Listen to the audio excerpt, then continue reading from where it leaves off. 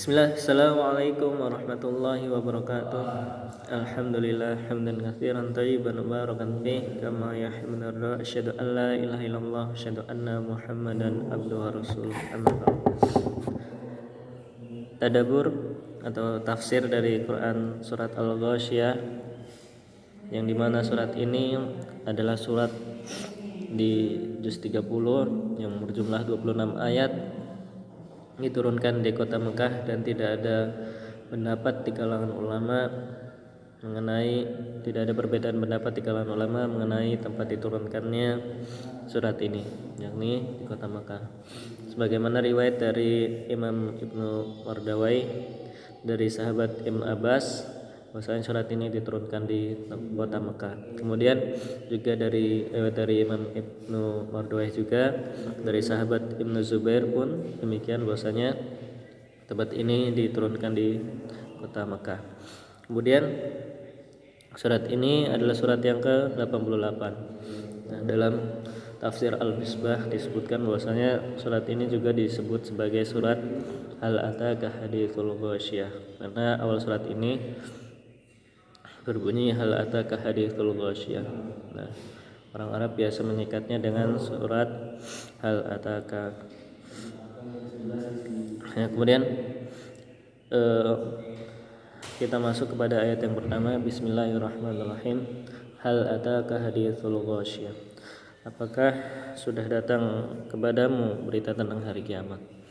Nah, ada hal di sini ada perbedaan di kalangan ulama. Perbedaan yang pertama, hal di sini bermakna qad, yakni benar-benar sesungguhnya. Benar-benar sesungguhnya telah datang kepadamu hari kiamat. Artinya kiamat itu memang benar-benar dan sesungguhnya akan terjadi bagi manusia. Nah, kemudian pendapat yang kedua, hal di sini sebagai pertanyaan Allah kepada Nabi Muhammad SAW. Pertanyaan yang dimaksud bukan berarti Allah itu tidak mengetahui jawabannya, akan tetapi pertanyaan untuk menarik perhatian sehingga mendengar atau yang disampaikan itu bisa memahami apa yang ditanyakan atau akan berita tentang hari kiamat. Nah, kemudian hal ataka haditsul ghasyiyah. Nah, mengenai al-ghasyiyah di sini ada beberapa pendapat mengenai artinya. Pendapat yang pertama, al-ghasyiyah di sini berarti hari kiamat. Dan pendapat yang kedua, ini pendapat dari sahabat Said bin Jubair dan kemudian Muhammad bin Ka'ab, disebutkan bahwasanya yang dimaksud adalah wajah orang-orang kafir yang meliputi, yang tertutup oleh api neraka. Ini juga pendapat dari Imam Ibnu Abbas. Nah, sebagaimana firman Allah Ta'ala dalam Quran surat Ibrahim ayat ke-50, wa taghsha wujuhumun nar. Jadi, dan wajah-wajah mereka diliputi oleh api neraka. Ini tertutup oleh api neraka. Kemudian ada juga pendapat yang mengatakan al-ghasyiyah di sini merupakan wajah semua makhluk, kemudian meliputi wajah semua makhluk. Kemudian dapat yang lain juga pendapat bahwasanya al-ghasyiyah ini adalah ahli neraka, yakni orang-orang yang berada di neraka dan berkubang di dalamnya. Barakallahu fikum. Itu merupakan beberapa pendapat mengenai arti dari al-ghasyiyah. Namun yang lebih tepat dari beberapa ulama tafsir mengatakan bahwasanya yang lebih tepat adalah hari kiamat.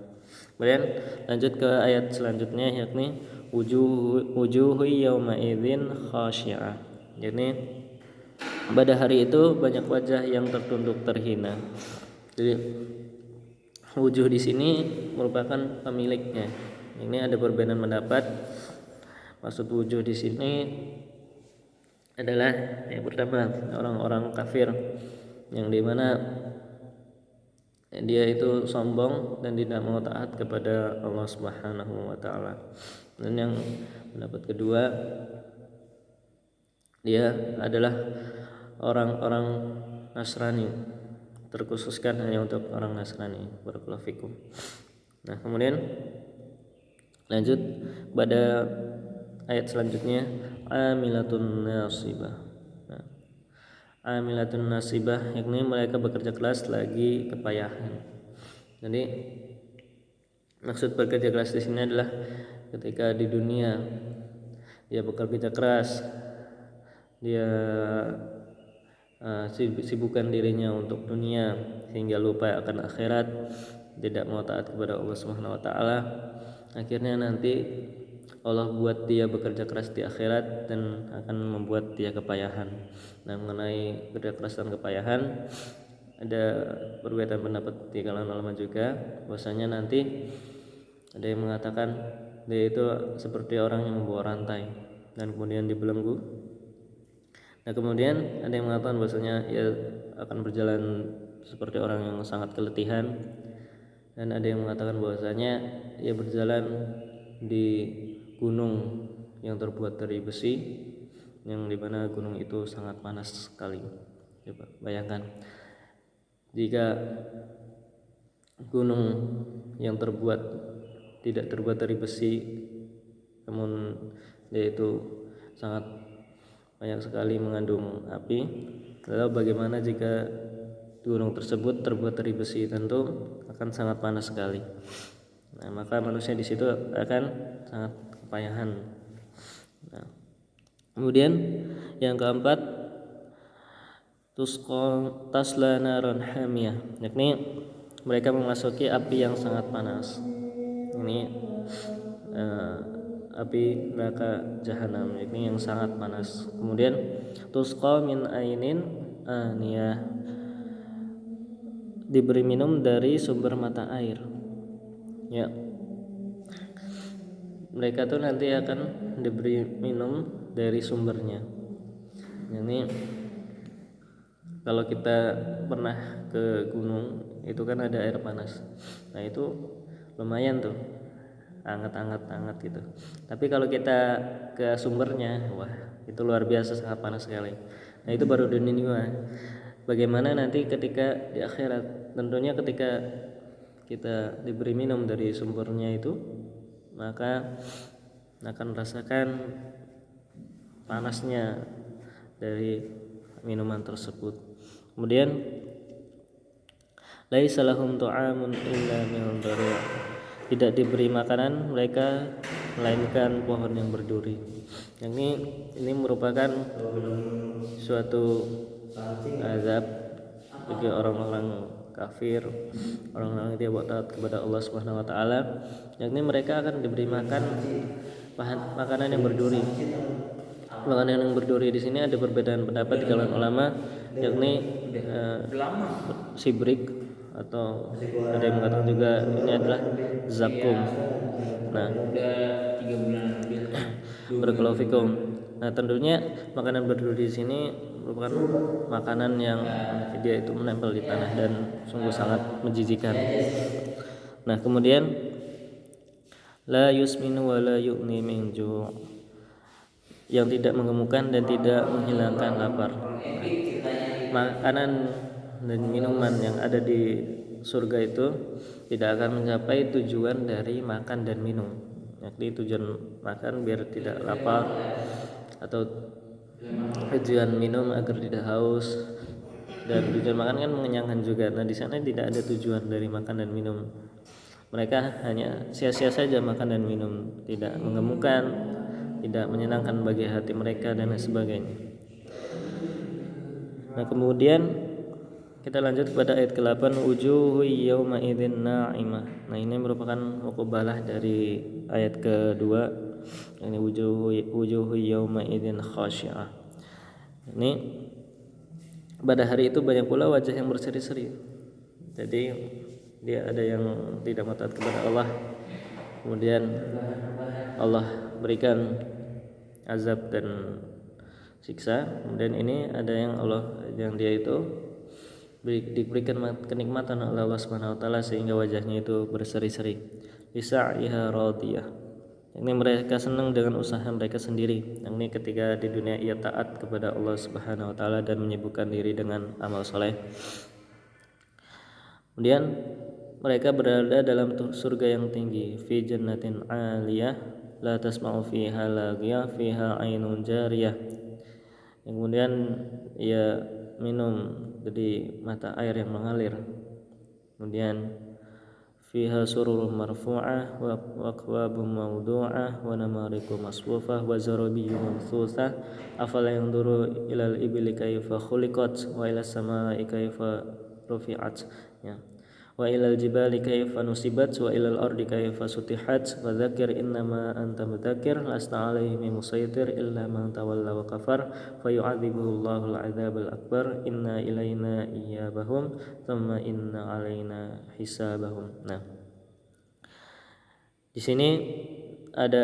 sana ada mata air yang mengalir, kemudian di sana ada dipan-dipan yang ditinggikan. Jadi nanti di surga manusia akan melihat surga dengan penuh keindahannya dengan dipan-dipan yang tinggi.